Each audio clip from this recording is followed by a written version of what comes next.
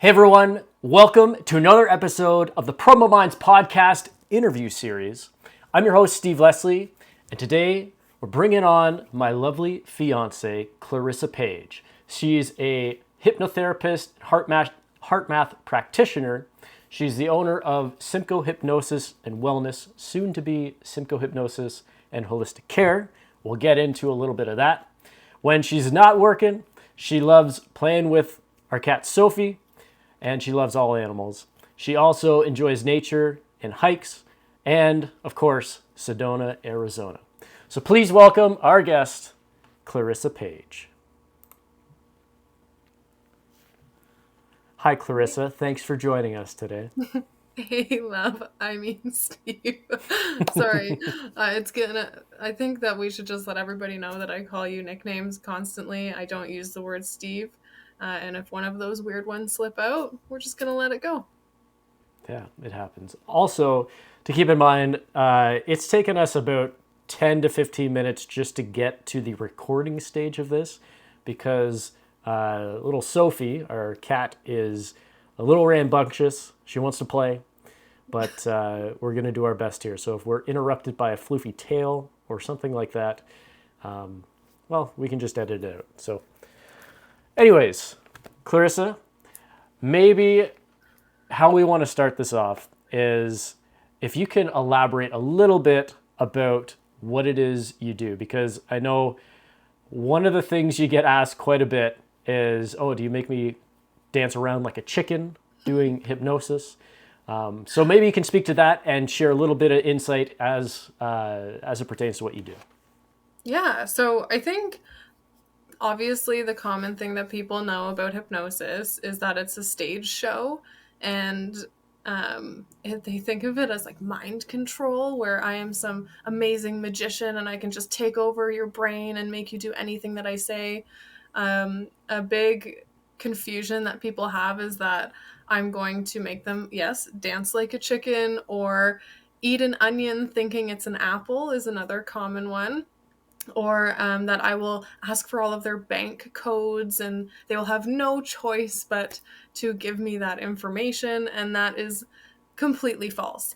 I will say what you see on stage is accurate, it's true, but that is a different level of hypnosis that comes with an extreme eagerness by the participant to even do those things. And that is not really what I get into. My side of hypnosis is that I use it more of a tool to help people achieve the goals that they're looking for. Also, I use it as a tool to help people move past things that might keep them stuck. And a perfect example of this, and the thing that, Carl Jung calls this the collective unconscious belief system, is every single person on this planet believes that they're not good enough.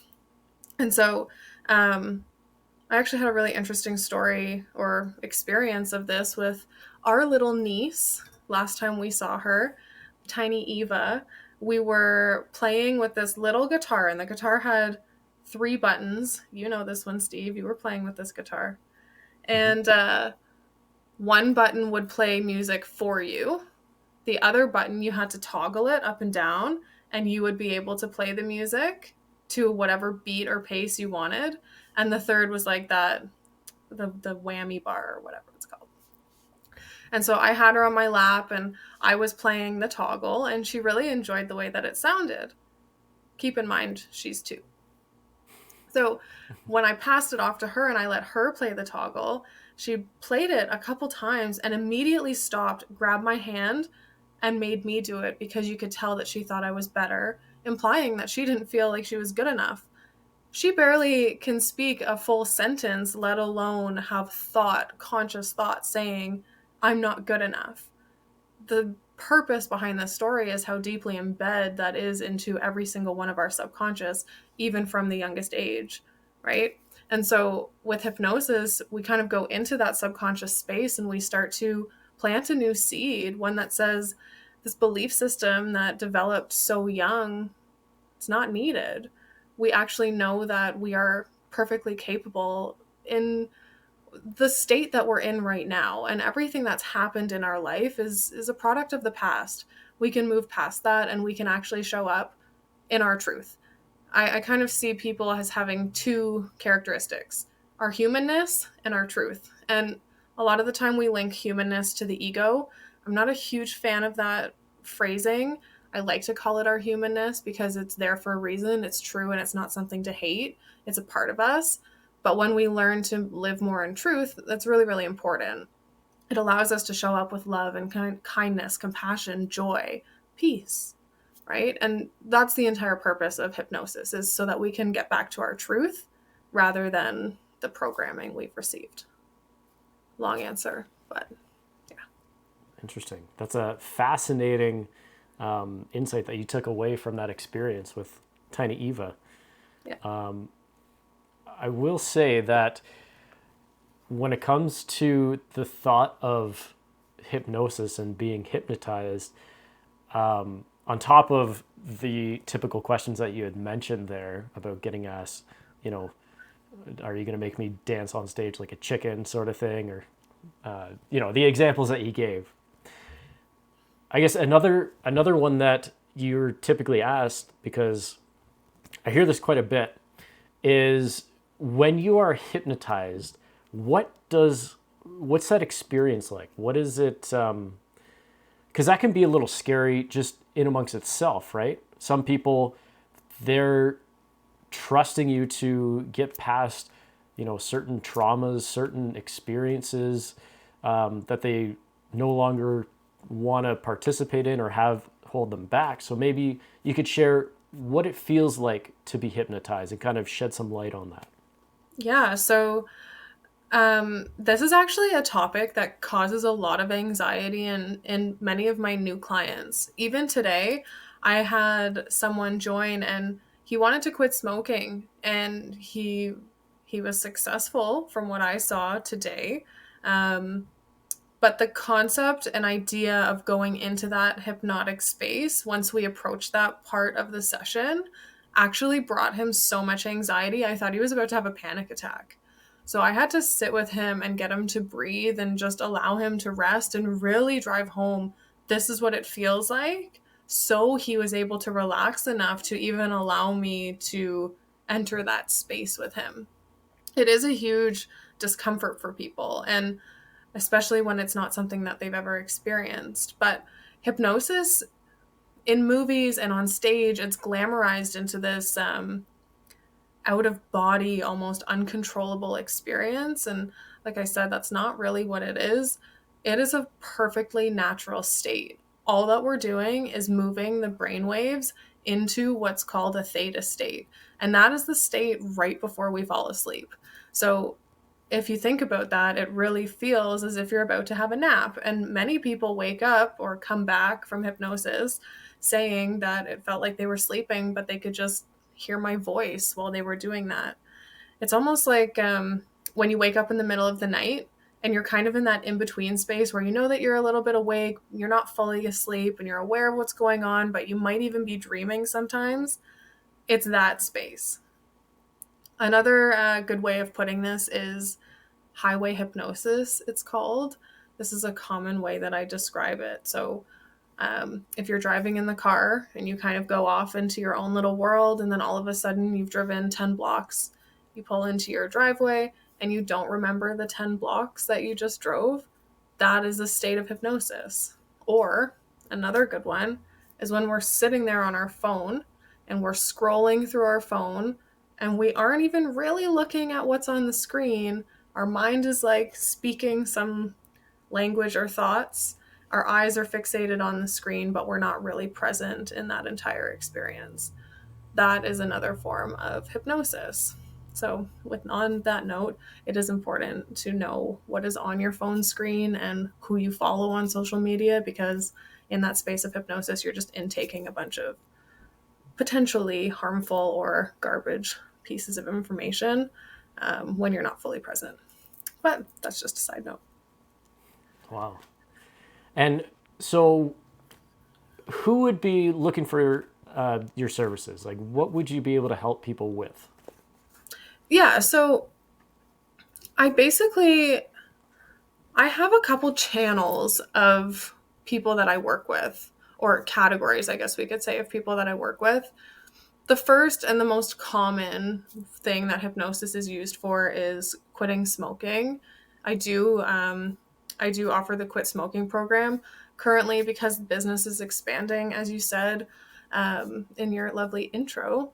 I have brought somebody on named Kelly Gould. She is an incredible, incredible human, and she's going to be moving forward with all of the quit smoking and weight loss clients. So that is one large portion of hypnosis. And then that's going to leave me space to move forward with some of the more in-depth clients, I guess we could say, where we're working on childhood traumas, inner child work, PTSD, anxiety, depression, any mood challenges or disorders, because from my perspective, those are a majority of the time learned behaviors of coping rather than an actual illness that requires medication or treatment for. So I'm going to be moving forward in that category, helping people move past those limiting beliefs that keep them stuck in negative emotions, negative states of being, habits, behaviors that they're not overly fond of. But then, of course, there's the quit smoking, there's weight loss, there's the traditional stress management, we've got pain management, yeah, all that, addiction, anything. Anything that you could see a traditional therapist for, you could see a hypnotherapist for. Interesting. Now, I will also attest to Kelly being amazing at what she does. I worked with her a little bit a few weeks back, and the profound changes that I had in just a short period of time were, I mean, I was kind of in disbelief. So definitely recommend Kelly. I think that's kind of, sorry to cut you off, love, but I think that's kind of an important point is personally, in my own experience, I was in therapy since I was 14 years old up until 28. And I had a good understanding of why I behaved the way that I did, but I was like never able to move past it. I was continuously attracting and entering really negative and toxic situations. I was miserable and happy. I had been diagnosed at like 26 or something with bipolar disorder and complex post-traumatic stress disorder. I was put on all the medications. And then I was just like, okay, you know what? 14 years of therapy and I'm not making any changes. I get it. I understand why I am the way that I am, but I'm not actually moving forward. So I found someone new. And her name, she's like literally the light of my life. I owe everything today to this woman and myself for all the work that I've done. But her name's Rebecca Brownell, and she took me through EMDR therapy. If anyone has not heard of that, it's eye movement desensitization and reprocessing. It uses the bilateral stimulation of our brain to heal memories from the past. It's like a super fast-paced way of healing. And hypnotherapy as a way to move me into a new state of being. And that took 6 months. So 6 months compared to 14 years is pretty intense. That's like a drastic shift in life. And that's not to say that therapy doesn't have its place, because it absolutely does. But when we're looking for moving forward and moving past things, I truly, truly believe in the power of hypnosis, bilateral stimulation, the mind, and that future focused approach to our mental health. Hey guys, if you're into hiking at all, I highly recommend subscribing to my YouTube page, Steve Leslie Hikes. That's Steve Leslie Hikes on YouTube. I have a lot of content on there from some of the crazy hikes that I've been on, including Angel's Landing in Zion National Park, and it'd be really cool to connect on there, so please check me out. Thanks.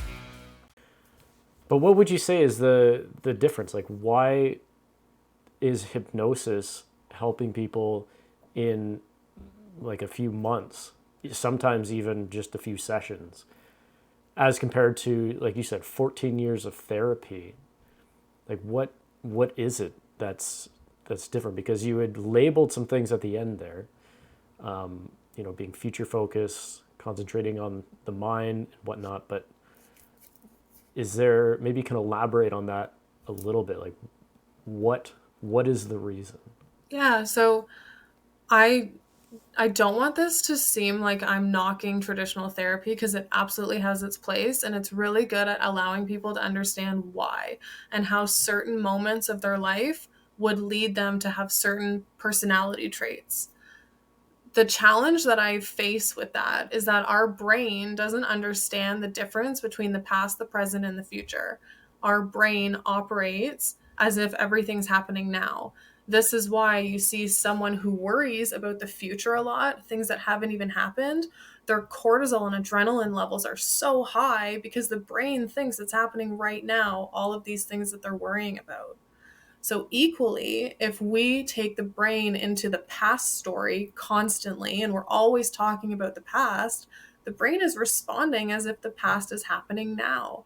And that is creating all of the same chemicals in our system. And actually, a lot of the time, it re traumatizes us. It keeps us stuck in that heightened space, thinking as if something's wrong.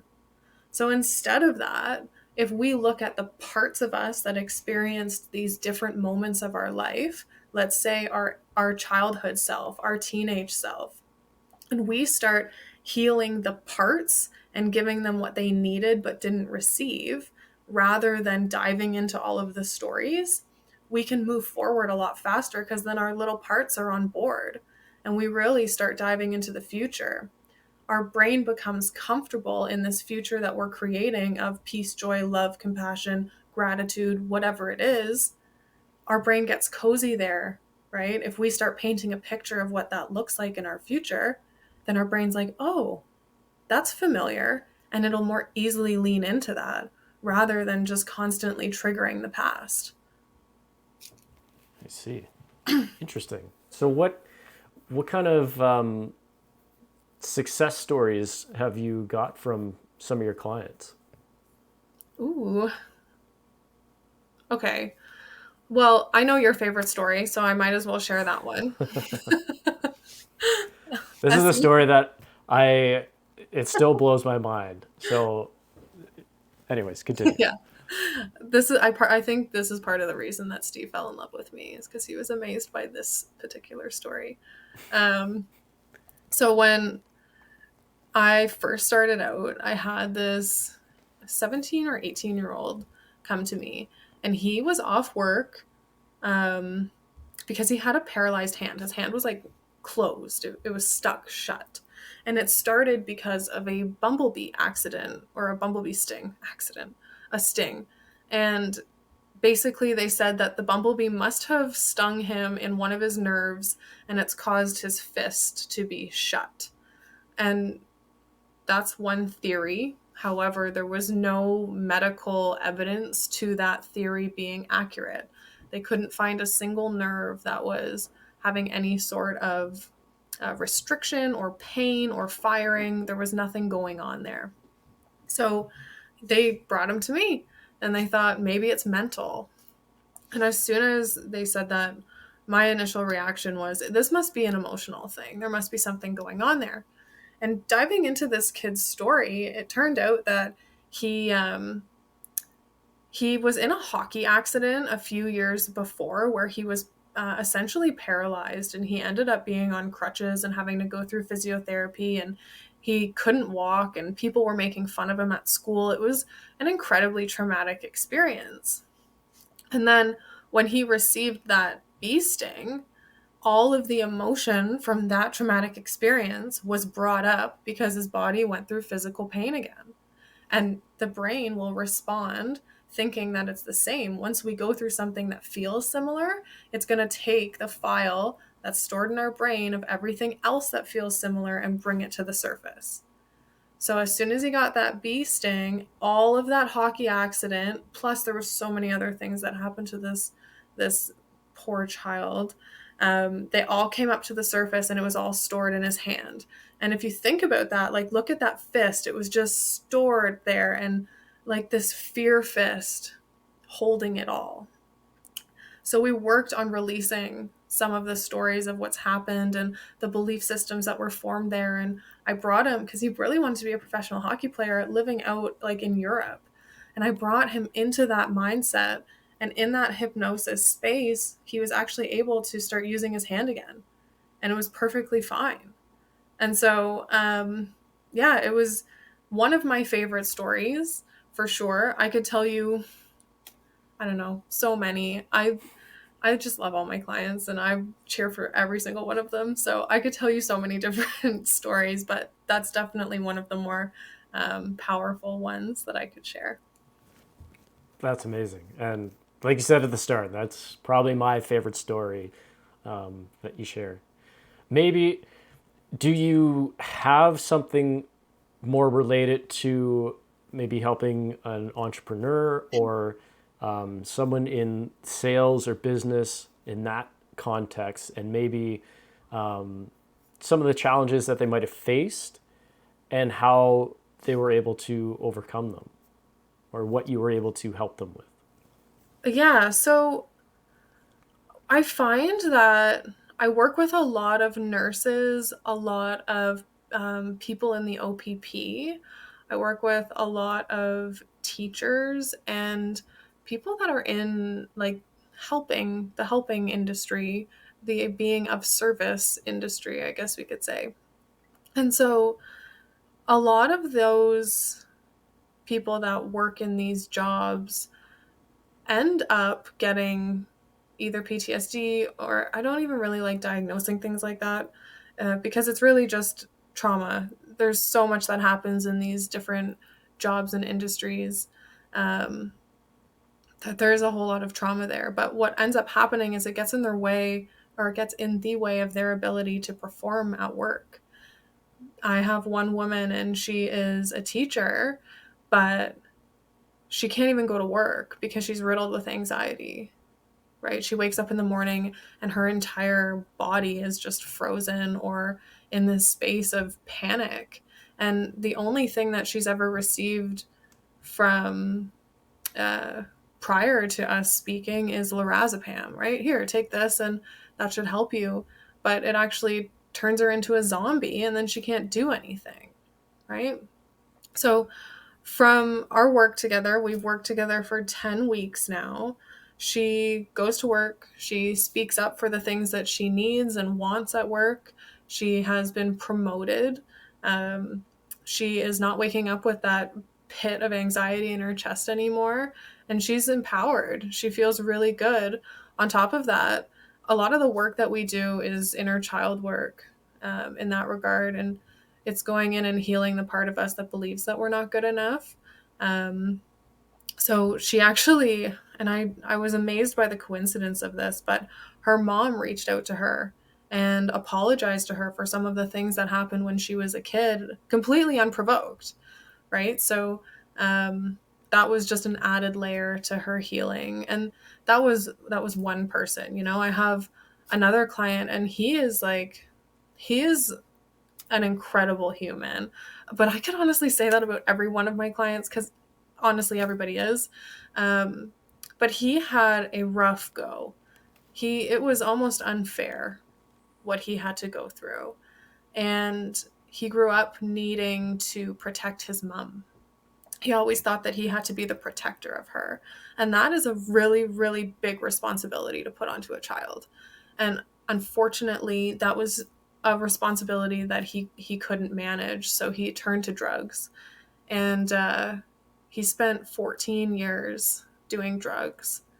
And he's now 5.5 months clean.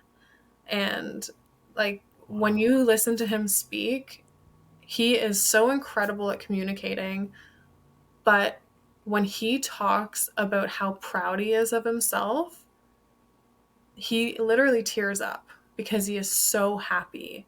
And ever since he made that change, he like has just attracted so much abundance into his life. It's been unbelievable. Financial abundance, a new job, his family has come back together. Like everything is flowing for him beautifully.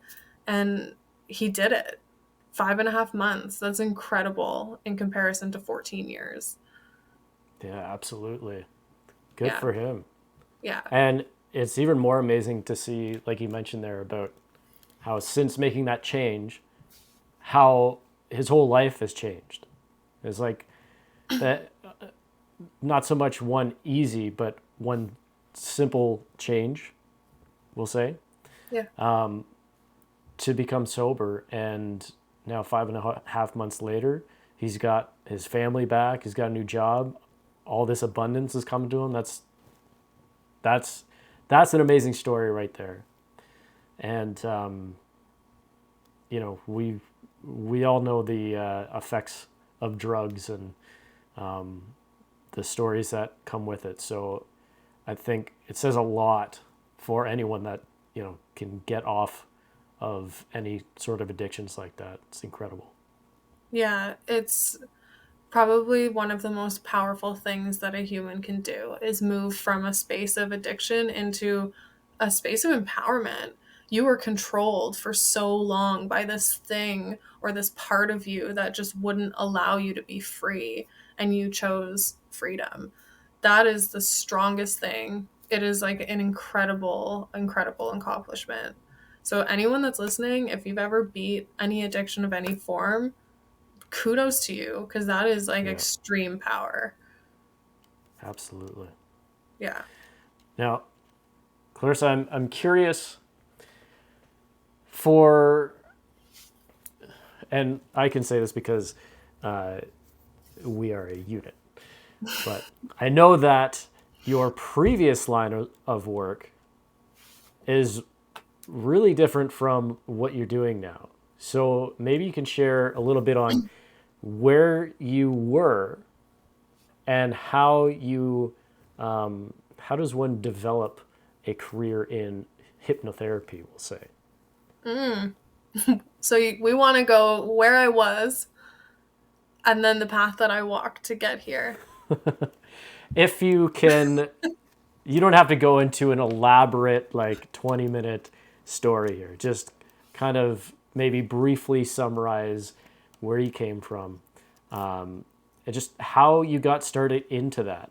I find it fascinating that, I've talked to more than a few people on this podcast and off that they did a complete 180 with their careers, what it seemed. And to hear where they started from and how they got to where they are now, it's incredible just listening to their story. And you would never go from point A to point B on paper, but then afterwards it kind of makes sense. So just share your story a little bit. Okay. So the first thing that I think of is Dion Thompson. She has a group in town of women that gather once a month. And if you haven't been, I highly suggest attending because it's a fantastic group of women. But it's called the Hot Mess to Awesomeness group. When I heard that, I was like, oh, yeah, there I go. That was me. And I do think I'm pretty awesome now. And I do 100% know that I was a hot mess a long time ago. So when it comes to the title of that group, she nailed it. And my hot mess story was, it was kind of riddled with the belief that I was unlovable and not good enough. And because I had that belief system, I was doing things in my life that validated it. This is what the brain does when it has a belief system. It will go on to subconsciously do things that validate that belief system. So um, I was attracting really horrible relationships that were very, very unhealthy for me. And that's not to say that I was super healthy and, I was only attracting horrible people. That's not it at all. Two unhealthy people were attracted to one another. And that's the truth of it. And that leads to a really toxic situation and a very unhealthy situation. So I was in quite a few really negative relationships.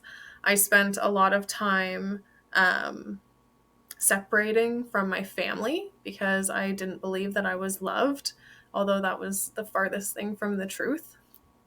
I was working in the corporate world, and it makes me laugh now because anyone who knows me knows Clarissa is not a corporate person.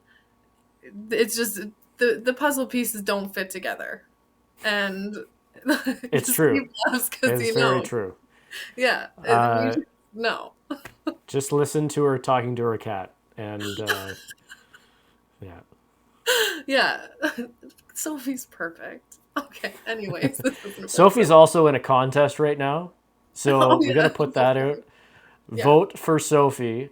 We can put the link in the show notes, but she is going for America's favorite pet.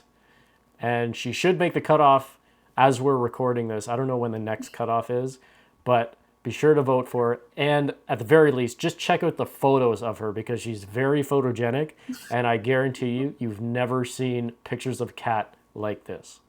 Anyways, shameless plug there, but continue on. Sophie's amazing. I don't even remember what I was saying. Um, yeah. We're Oh, talking about the hot. Go on. yeah. Corporate. So I was also working in the corporate world. I was a business development manager for Mary Maids Canada, where I was. It's so funny to think of. It's like a different world. Um, I was the manager of the franchise across Canada. I was responsible for like $23 million in revenue, and oh, that was a hot mess for sure. Um, also, I was not qualified for that job, to be very honest.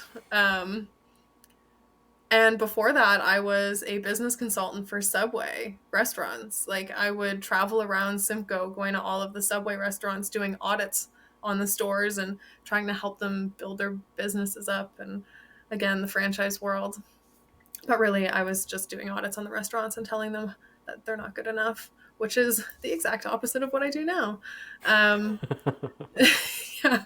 So, like I said, I went through a really, really horrible situation where the person that I was with got drunk one night and pulled the wheel while I was driving and crashed my car. And like it was really, really bad. Steve, you know the Yep. details, all the dirty details of that one. And um, after that, I was serious about needing to find some healing.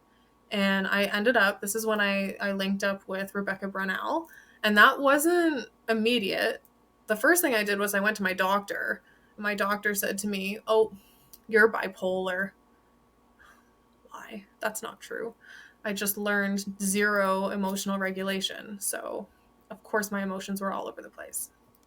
So, I tried the pills, I tried all of that, nothing helped. Then I found Rebecca, EMDR, hypnotherapy, and boom, everything was different. I rented a house, and that was in November.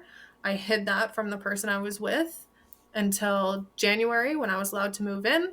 My entire apartment was completely furnished and ready to go. I had been spending time there setting it all up, so that January 1st would come and I would be able to leave. And I did. I moved into that space on the 3rd, I would say, of January. And I started doing some deep, deep healing. And that was being alone with my cat, because she's amazing. And sitting down and looking at myself honestly.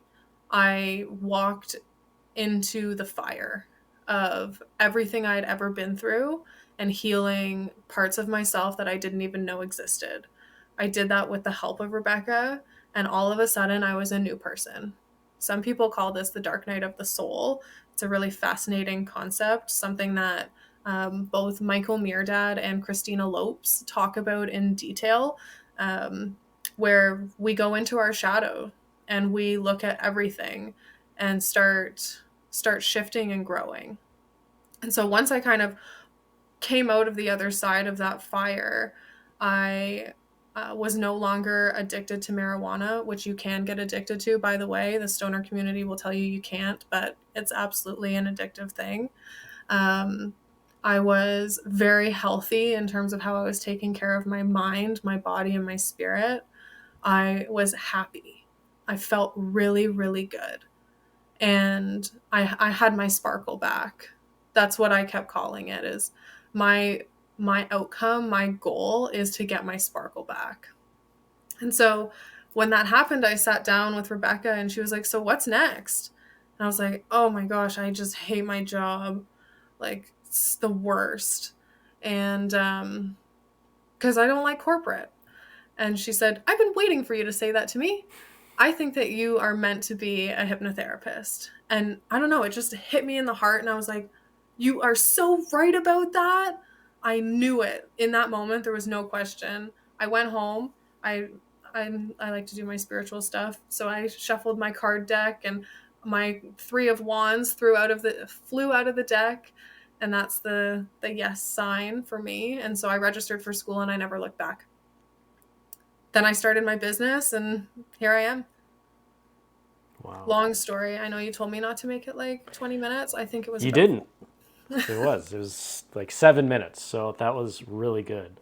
And I think it gives a good look at a period of your life where, something totally dramatic, like someone pulling the wheel on you. That's not a typical story that you hear every day. And to use that kind of as an instigator to get to where you are now, I think is amazing. That's taking a bad situation and making the best of it. And so kudos to you on that.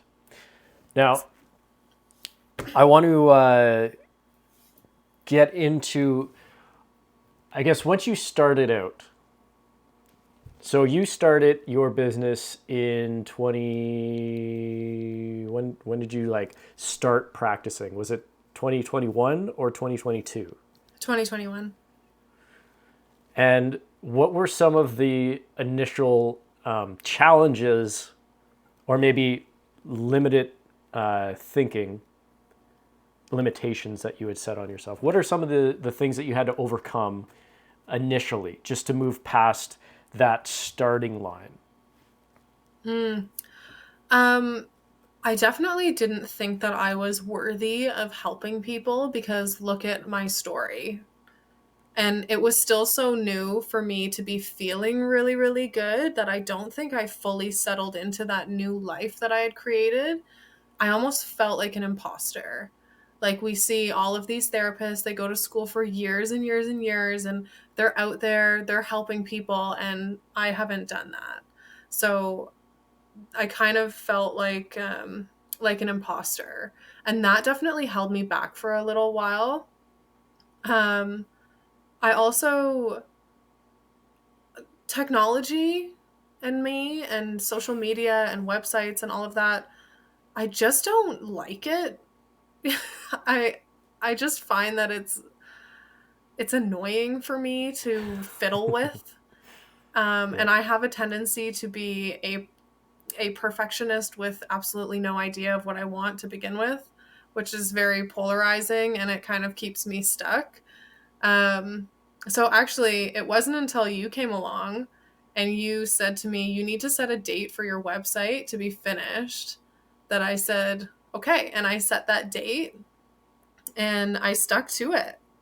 And my website was done.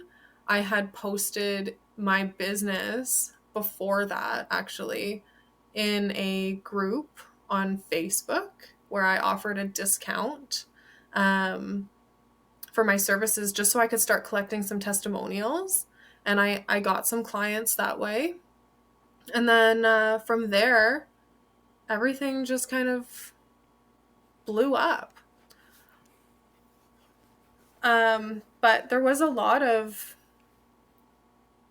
in my mind, a lot of things telling me that there's no way this can be my reality.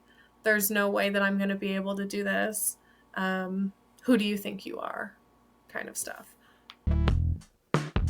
One of the craziest experiences I've ever had in my life happened after I read the book, The Monk Who Sold His Ferrari by Robin Sharma.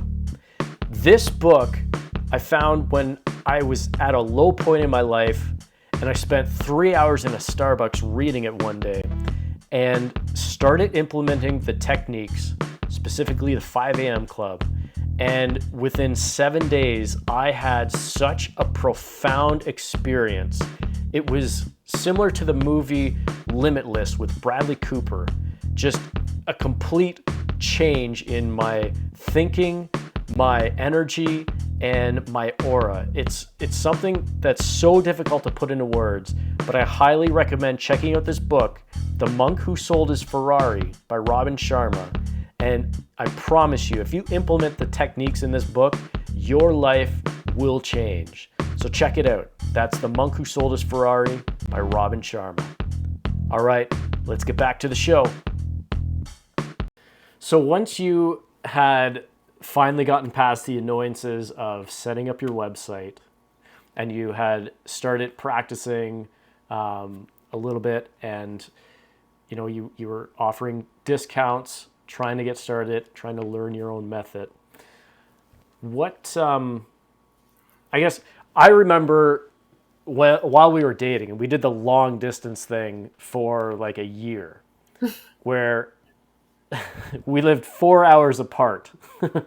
I was living between London and Chatham in Ontario, and on the 401 corridor, and it took like literally 4 hours to drive from there, from Rodney, Ontario, all the way up to Midland. Yeah.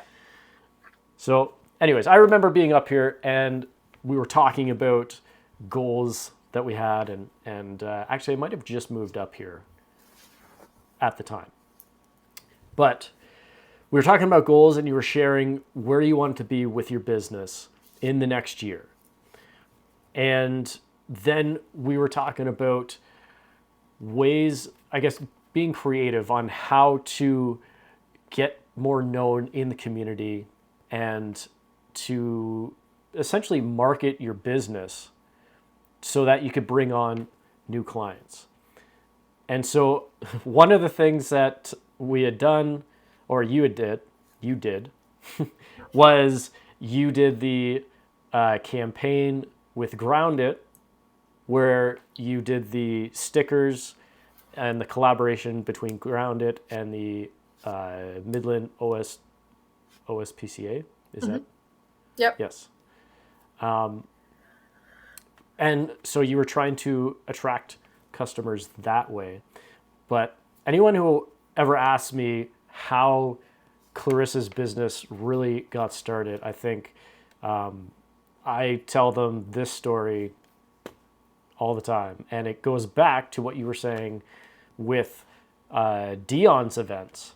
I think that right there, maybe you can share a little insight on that. But I think that seemed to be the tipping point with attracting new clients for you. So maybe you can share a little bit about that. Yeah, I agree. Kind of when I look back, I think there's a lot of things that added to the growth that my business has had: goal setting, networking, getting myself out there, telling people what I do. But when I link it all back, it kind of really started to snowball after that event. And that's because that event is a place of being authentic, where every month women meet, like I mentioned earlier, and we have one or two storytellers, and they share their story of going from a hot mess to awesomeness and how they got to where they are today. And so I went up there and I was very vulnerable. I told a story, and I'm not trying to be elusive, we just don't have time for it. A story that was one of the biggest heartbreaks of my life, and how that kind of was a catalyst to my growth as well as the story that I shared earlier. And after that, sometimes we think that in our most wild stories, or stories that maybe not everybody has experienced, but we have, that nobody's going to get it and nobody understands us and we're alone in that pain. And getting up there and sharing my story, I really didn't think that anybody was going to understand what I had been through. But by the end of it, I actually had 30 women stand up and surround me in a group hug. And that's like very not common for women to do. Um, Obviously, in this space, we're there to spread love and support for one another. But that group hug was definitely incredible, not only for me, but for everybody that was part of it.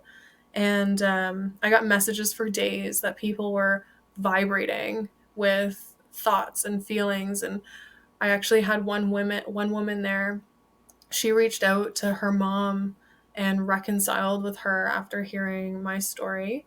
Um, so it was just so powerful. The power of sharing is incredible. But after that, definitely my business took off. I was able to help so many more people, simply because I was authentic. I was true to who I was. I literally took photos of myself when I was a 5-year old and passed them around to the group. And I said, "Hey, everyone, meet Kissa." Because that's what I call my inner child. I couldn't say Clarissa when I was a kid. I used to call myself Kissa. So yeah, that's her nickname. And you know, just being raw and genuine, I think that really, it's appealing to people and it allows them to see themselves in you, which automatically builds rapport. Yeah, it's very cool. Absolutely. I think it's really cool just what you touched on at the very end there. The ability to be authentic and to be vulnerable. I've heard it said that the more personal something feels, the more universal it probably is. Meaning, as you touched on near the beginning of that, was you were vulnerable and you shared a story that you didn't think many people could relate to, when actually a lot of people could in a way. Yeah. And so I think it's huge on that feeling of aloneness or loneliness, right? Feeling like you're the only one experiencing something, where really there are so many people who are experiencing something similar to yourself. And to have that sense of community, I think, is really powerful to help build yourself up and to make you feel more connected and not so much like an outcast. I think that's really powerful. Yeah, and like if you've walked through the fire and you've made it out the other side, someone needs to know that. So your story ends up becoming your greatest gift, your biggest power, and you can start helping people and empowering them, and even just holding that light for them for a moment by letting someone know, like, yeah, this is what I've been through and I can totally feel or hear or see what you're going through. And you will make it out, because every experience, it doesn't matter how hard they are, it's just an experience, it's just a moment, and it will pass. But people get lost in it and they feel alone and like nobody can relate. And so when we've walked through that fire and we can start telling people there is another side, it's going to burn a little bit, but there is another side, I swear. It lightens it for them, even just a little. Cuz I know when I was in my like fire, all I wanted was just a little bit more light every day, just a little bit more, until I came out the other side. So if you can be that little bit of light for someone by sharing your story, by being genuine, authentic, go for it. There's no judgment. And if there is, that just means that that person has more work to do. So do it. Own it. Absolutely. One of one of the things that I have said to a few people now is, if there's one thing that I've learned about what you just said about sharing your story, going through hell basically, and you might find yourself asking, well, why is this happening to me? And the thing is, you might not even realize it at the time, but you could be experiencing something so that someone else doesn't have to. And with what you said, maybe you're experiencing something so that you can share your story, and because you shared your story, someone else doesn't have to experience the kind of stuff that you experienced, which I think is pretty powerful. The other thing I will say to that is that, and it reminds me of a story about Muhammad Ali when he was asked about if he thought it was fair that he developed Parkinson's towards the end of his life. And he grabbed this piece of paper. He was a religious person. But he grabbed this piece of paper, and on it, it said something to the effects of, God doesn't give you anything that you can't handle. And hearing stuff like that, it's like, you're actually a very powerful person. That's why you're experiencing the things that you do. Yeah, and even if there is absolutely no God or universe or source or anything like that in your life, just look back on your story and see that everything you've been through, you've made it through. Right? So, of course, you're Absolutely. going to make it through this next one and this next one. It's just a moment.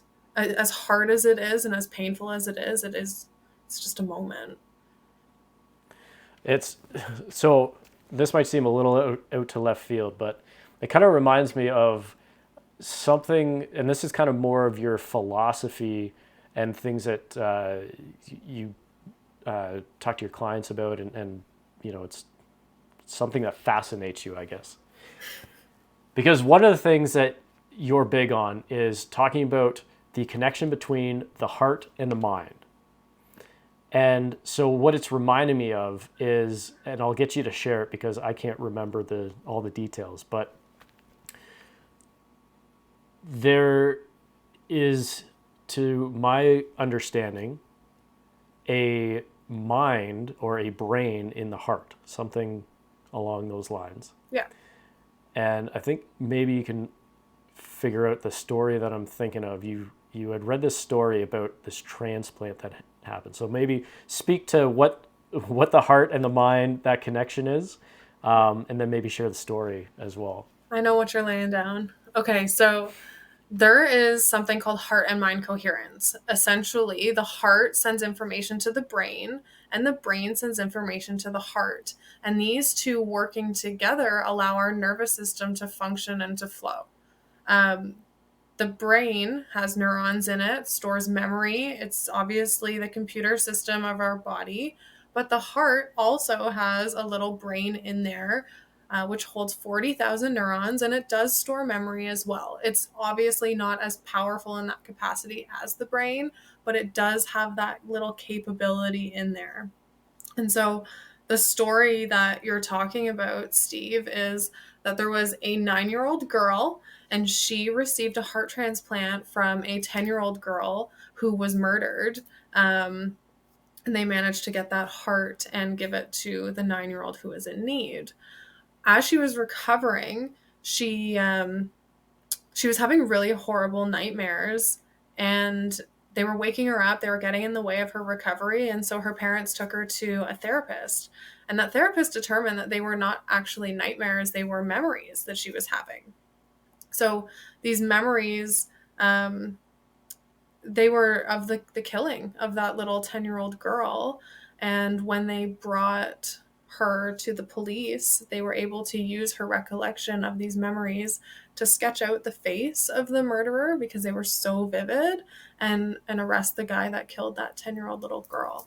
And I know that sounds like a wild story. It actually gives me goosebumps every time I talk about that story, but it's a true one. And there's so many different stories about this heart transplant leading to the recipient of that having the memories or even food cravings and enjoyments of the person that had passed. And so with that understanding and that piece of knowledge, there has to be the understanding that we also equally have to heal the heart. And if we don't heal the heart, it's sending signals of pain, discomfort, lack of safety, whatever it was, up into the brain. And then our capacity for healing and regulation is limited. That's what it is. It's it's an incredible story, And just the fact that the heart and the mind working together with the amount of neurons that's in your heart. And also, I believe there's a large amount of neurons in your gut area as well. And they Yeah. kind of, so that's more intuition, I think, is maybe, if, am I far off on that? That's where Well, your intuition really comes from. there's a lot of people that say, yeah, my gut's telling me this. It really depends on how in tune with your body and your intuition you are, I think. Um, but yeah, our gut will speak to us. Our gut is the host of 80% of our serotonin. So if we have a lot of gut issues, it actually has an impact on our happiness level. This is why you see depression and things like IBS or Crohn's disease or even just like constipation directly linked, because we're not actually able to evacuate any of the toxins that are remaining in our body, and they just kind of create this pool of toxin, and it kind of is there, and who wants that impacting our serotonin levels and decreasing our overall levels of happiness. More from the Promo Minds podcast coming up shortly. Promo Minds. Promote your brand, transform your business. We're getting close to the allotted time here, but you have some exciting news to share, and I would feel terrible if we didn't get to it. So, a new project that's coming up. You can maybe share a little bit of insight, as well as the name change and everything you got going on from that standpoint. Okay, yeah, that exciting news. Oh, sorry, there's so much going on. Okay, so I am, yes, currently the owner of Simcoe Hypnosis and Wellness Center, and that is changing shortly to Simcoe Hypnosis and Holistic Health. And with that change comes a change in office space. I will be leaving this beautiful room that I created just in October, and I will be moving into a larger space where we've got a big waiting room and 3 offices. I am currently, alongside the lovely Steve, painting the entire space, and making it cozy and comfortable, and really just a safe space for people to come and express and just be. I have hired on and brought on another hypnotherapist named Kelly. We talked about her earlier, but I honestly can't speak highly enough of her. She is so wonderful. She's just got this like quirky, fun, excitable personality, but such a depth of knowledge too. And I think she just like really fits in so beautifully with me and my method and how I'm working. And so she's going to be taking on a lot of new clients as well. And then I'm looking for anyone in the holistic space that's interested in joining this incredible adventure that I'm on, and needing a space to practice. We have 3 rooms. You can part-time, you can 1 night a week, you can full-time, whatever it is that you want. We've definitely got a room available. I'm hoping for massage, acupuncture, even chiro, energy healers, nutritionists, naturopaths, anything along those lines, as long as your main interest is spreading love. That is the number one goal here. So yeah, that's a huge thing that's coming. Also on February 24th, we've got the Women's Wellness Expo here in Midland, where I'll be a vendor alongside 35 plus other vendors from what I hear. Last year we had 500 people come and there was 20 vendors. So I could imagine that this year is going to be exponentially larger, but we also have like gift bags that are going to the first 100 people there. And yeah, it's going to be a really good time. So put it in your calendar. February 24th, 10 to 3. Yeah. Oh, at the Midland Absolutely. Rec Center. Yes, yes. And is Marcy going to be there? Yeah, Marcy's going to be there. She's the best. Can I give her a shout out real quick? Absolutely. Okay, Marcy's the best. Her name, or her business name, is Aligned by Marcy.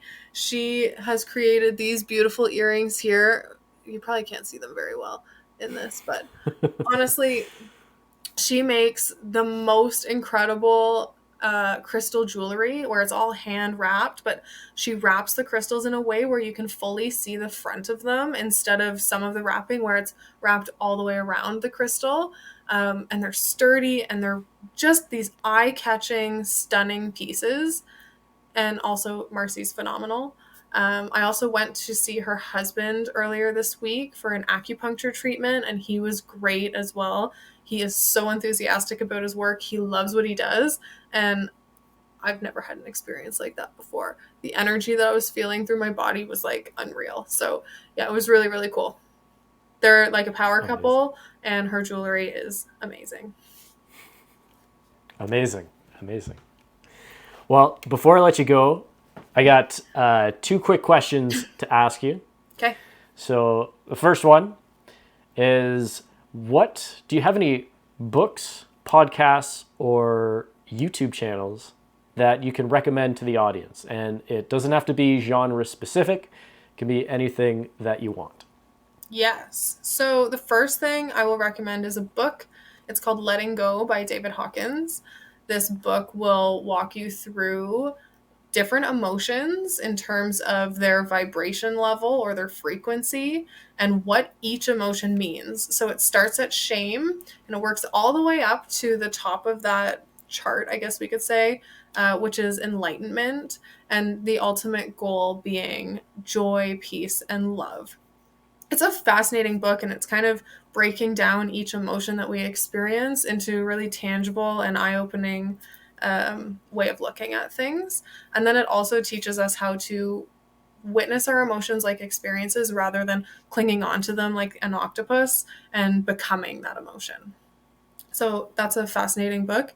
Did you want 3? You can give up to 3. Okay. A podcast that I would recommend is called Self Healer Soundboard. It is by the holistic psychologist, which like 7 million people follow on Instagram. So you've probably heard of her. Her name is Nicole LaPera. And it is all about deep healing our inner child, healing our inner teen, going through all of our shadow work. It's a really fascinating podcast. And then a YouTube channel that I recommend is always, because she got me through so much of my own work, Christina Lopes, the Heart Alchemist. She is this spiritual, absolutely phenomenal woman. I met her in Sedona in May, and she is top quality. Definitely check her out. Amazing. I was like fangirling. Amazing. I was like sitting there, I was like, oh my God, that's Christina Lopes. Do you know what she walked me through? And she doesn't even know it. And what an awesome place that we ran into her at, because we were not only in Sedona, which is amazing in amongst itself. We could do an entire podcast just on Sedona. But we were at a concert, an outdoor concert. They have they have something similar to what Penetang has in the bay there. I forget what the park is called, but in here you have this stage area, and it's built up much like the Penetang one. But then behind it, instead of the audience looking at a hill with a bunch of houses on it, you're looking into the abyss of Sedona Mountains, overseeing the town. And there was a really fun band. What were they called? River Run band? Runs Wild. River Runs Wild. And they were just this awesome, like, folky band that everyone was dancing. It was one of the craziest things I've ever seen. There were people of all ages. There were kids there, adults there. There were veterans there, hippies everywhere, and everyone was just having a good time. So, and then you ran into Christina Lopes. Yeah, she's incredible. Definitely check her out. Especially, I just want to say this. There's a lot of people in the spiritual world that say, like, I'm an empath, and you probably are, but she has some incredible videos on how to become an empowered empath versus a disempowered empath. And that was something that was like key to me moving through that fire. So definitely check that out. Okay, cool. I also want to make mention for you an honorary mention, honorary book for you, is, and you can probably correct the title because I'll probably get this wrong. I think it's Heal Your Body, Louise Hay. Oh, yeah, that's true. Yeah, so that, I don't know why that didn't come to my brain because I almost used it every single day, but You Can Heal Your Body by Louise Hay. It basically takes any ailment that we have in our body and breaks it down to the emotional root cause. An example is that a thyroid challenge is due to humiliation that we feel in life. So it's quite fascinating just to have as like this little pocketbook. And then there's obviously the expanded version of that called You Can Heal Your Life by Louise Hay. And that's a book on self-love, because if we don't believe that we're good enough, we don't love ourselves. So really, we're all on the walk of finding out how to love ourselves once again. And the funny thing about that is if you just heard someone say that, you might be like, that sounds crazy. But as you shared towards the beginning of this podcast, the individual that you helped with the paralyzed hand, you recognized it as stored trauma or stored emotions. Yep. So to say that, that's just a bunch of woo-woo or kind of crazy, you might want to reconsider because things are changing. Anyways, lastly, before I let you go, how can people get a hold of you? Where can they find you? So although it's kind of under maintenance right now, you can always check me out on my website, www.simcoehypnosis.com. You can follow me on Instagram, either Simcoe Hypnosis or it's Clarissa Paige. I've got a TikTok too, and email info@simcoehypnosis.com.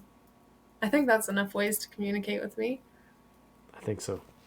All right. Well, Clarissa, I really appreciate you taking the time out of your busy schedule to join the podcast, and I will see you soon. Thanks, Lou. So there you have it. Clarissa Paige from Simcoe Hypnosis and Wellness, soon to be Simcoe Hypnosis and Holistic Health. I think I screwed up the beginning there calling it holistic care, but stuff happens. Anyways, I think it's incredible. Obviously, I'm going to be a little biased because, we're engaged, and but the things that she does and the things that she's experienced, the things that she teaches people and learns about, I think is so fascinating. It's so amazing to hear because it's out of the norm, right? Which is, it seems weird to say that it's not normalized, but if you start to study these things, and believe me, over the last couple of years, just our chats, hearing it, it's amazing when you start to uncover a more in-depth look at the mental side of things and how emotions really affect the body and making those correlations. And even so much so that just learning about the neurons in the heart and how the coherence between the heart and the mind, how that works, how your body works from not just a functional standpoint, but an emotional. And I think it's pretty powerful once you fully start to understand that and you kind of start to embrace different ideas. And I think that's what's made her and her business so great, is that she's able to embrace the sort of the clinical and the metaphysical, and bringing them together, I think, is tremendous. The stories that I've heard, obviously she keeps it confidential, but just kind of the success stories, I guess, is it's mind-blowing, really. Anyways, thank you very much for tuning in to another episode of the Promo Minds podcast.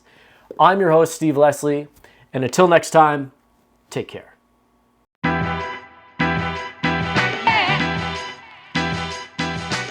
Thank you for tuning in to another episode of Promo Minds podcast. I'm Steve Leslie, and if you want help crafting your message or sharing your story, feel free to reach out. I'd love to help. Love coming up with ideas. and we can have a nice chat. So reach out to promominds@gmail.com and I'll respond. Take care.